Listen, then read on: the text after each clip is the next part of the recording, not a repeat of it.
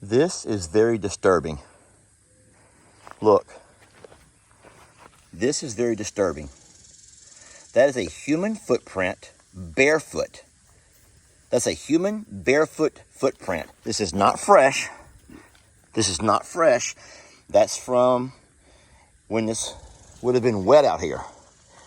And guys, hear me. I have never walked out here barefooted. And let's show you something else. Look. Now ignore all of the ant bites on my feet. Look at that. Look. Y'all do see that. I wear a size 12. That's at least a 13 or a 14. Now, I'm not trying to say Bigfoot. That's not where we're going here. But somebody has been walking around this pasture with a larger foot than mine, and they were doing it barefoot. They stepped in the mud right there and left their imprint of their foot. And guys, I do not have smallpox. Those are horrible ant bites. I'm embarrassed you even had to see that. My question is, why would someone have walked across this pasture in the first place? Number two, they'd done it barefoot. And that would have been on the rainy day. And we only had one rainy day. There's no reason for someone would have done that. There's no reason that someone would have done that. And that bothers me. That bothers me, and I think we're going to put a camera out here just because that bothers me so badly. Because who would have done that? Seriously, who would have done that? Settle down. So we have this camera here set up. It's solar powered, so it's always running, and it's set up to capture this spot right here. So anyone that pulls up into this area from the garage, the front of the garage, all across the little parking area, we capture. We also have a second camera right here that captures everything going on here by our garage door and across by the ostrich pastures over through there, here on the little patio area. We have this camera right here that catches anything going on out around the flower beds, our little pool area, Jamie's garden, and anything over on this side of the yard. We thought we had our place pretty well covered. We did. We thought we had our place pretty well covered. The problem is we have nothing out there by the barns. All right, there we go. I set this camera over here, and it picks up everything from this angle right here. So I can see most of the barn. I can see the gate there in the front, and these 3.5 stalls over on this back side. Boy, that's scary though. So I'll show y'all. Here's the corner of the property. Now this right across from us belongs to Mr. Dave and Miss Pat. But I can't say for sure who lives in the adjacent spot behind them, because their property line runs along this back tree line. So this over here is somebody else who we've never met. Now, do I suspect that there's... Oh, I want to zoom in. Do y'all see there's a structure back there, or is that just clear sky? Is that a structure, or is that just clear skies behind there? I think that's a structure. So there is some kind of a structure back there that could be a home of some sort.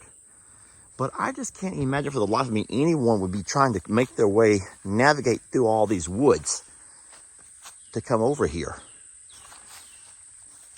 Why would it? Why? And to be barefoot is the craziest thing. To be barefoot. Who would do that? That is baffling to me. That really is baffling to me. Hi, baby.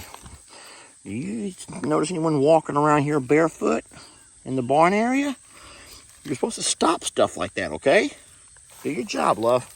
So I've come back again to look at the footprint. Gracie's come over to help me examine it. Tex is still wondering exactly what's happening here because he's not real sure.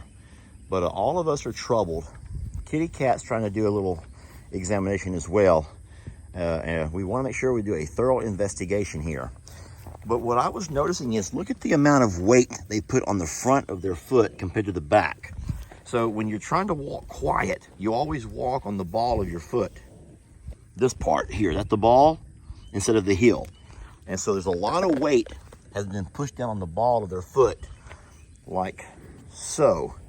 Now I want you to notice here how much larger of a foot than that is mine. Is wider and longer. Listen.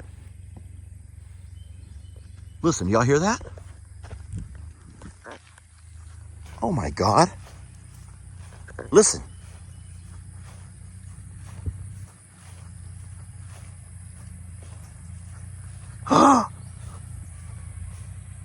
Speak of the devil. Do y'all hear that?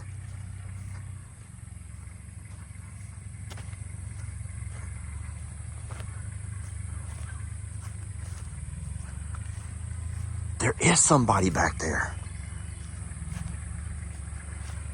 There is somebody back there, right through the woods. They're on a tractor. That's a tractor. Or a lawnmower.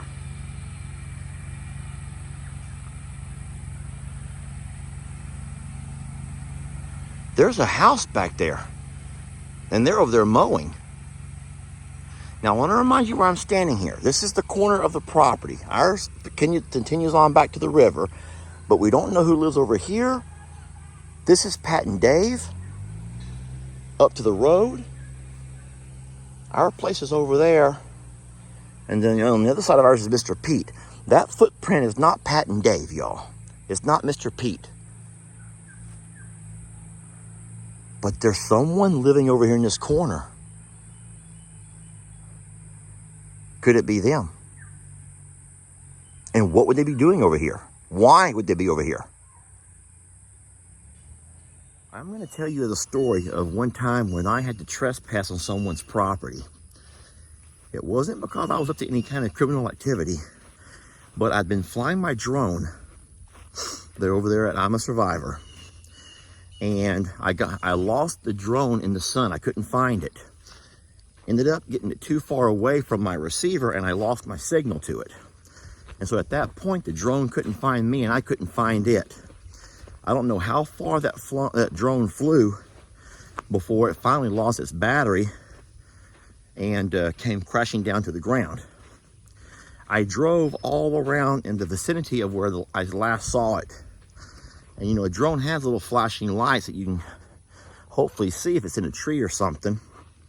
I never could find it. I went across the field and I went onto other people's properties, walking through their pastures without permission, just looking for my drone. I wasn't up to no good. I had a purpose. And it just so happened that a whole month went by. And a fella drove up to the house one day, someone who I did not recognize.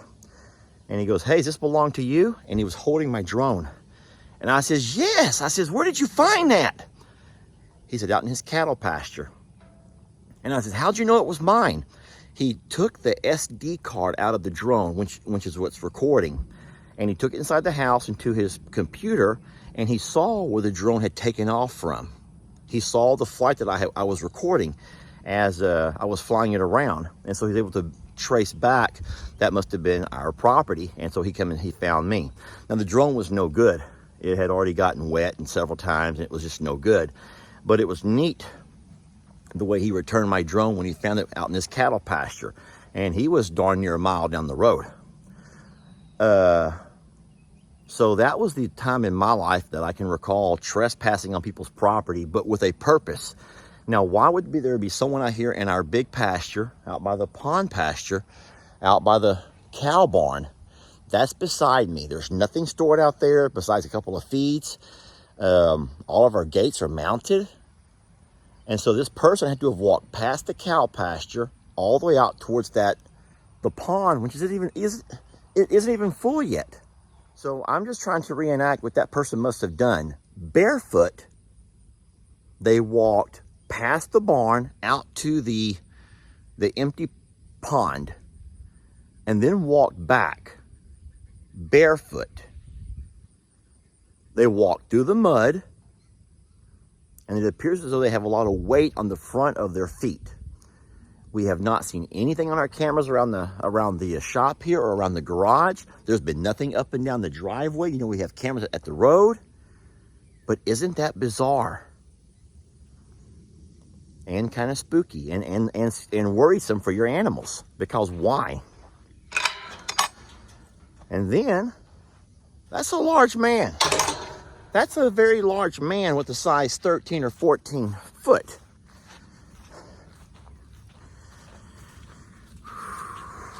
The plot thickens. I'm sitting here checking the camera over at the other property. And I'm going to show y'all some images that have popped up over the last 24 hours.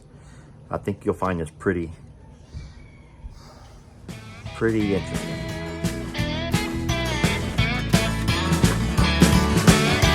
Don't let your troubles fester. Come watch Longhorn Lester. Yeah, something like that.